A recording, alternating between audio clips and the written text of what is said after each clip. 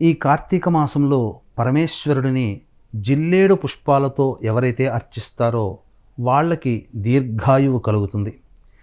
విష్ణువుని మల్లె పుష్పాలతో అర్చన చేసినట్లయితే పాపనాశనం కలుగుతుంది.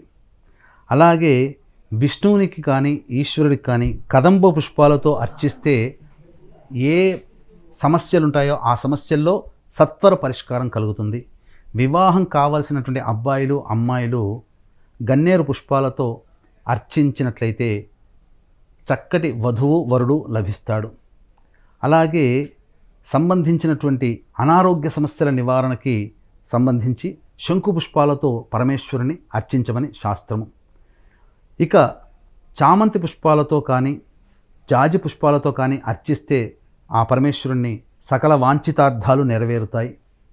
అంతేకాకుండా ఈ యొక్క కార్తీక మాసంలో మార్కండేయ పురాణాన్ని దానము చేయడం వల్ల పౌండరీక యాగము చేసిన పుణ్య ఫలితము కలుగుతుంది.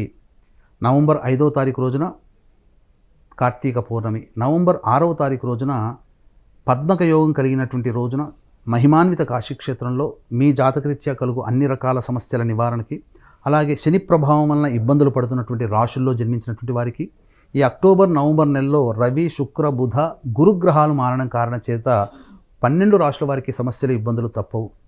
ఈ కారణం వలన దోషాలతో ఇబ్బంది పడుతున్నటువంటి వాళ్ళకి సర్వదోష నివారణ పూజలు హోమాలు 6వ తారీఖు నవంబర్ మధ్యాహ్నం 3 గంటలకి ప్రారంభమవుతాయి. ఈ కార్యక్రమంలో నమోదు చేసుకున్నటువంటి వాళ్ళకి శక్తిపాతం చేసినటువంటి కరుంగలి మాల ఇవ్వడం జరుగుతుంది. నవంబర్ 6వ తారీఖు మధ్యాహ్నం 2 గంటల లోపల మీరు గోతనామాదు స్క్రీన్పై కనిపిస్తున్నటువంటి నెంబర్కి కాంటాక్ట్ చేసి నమోదు చేసుకోవచ్చు.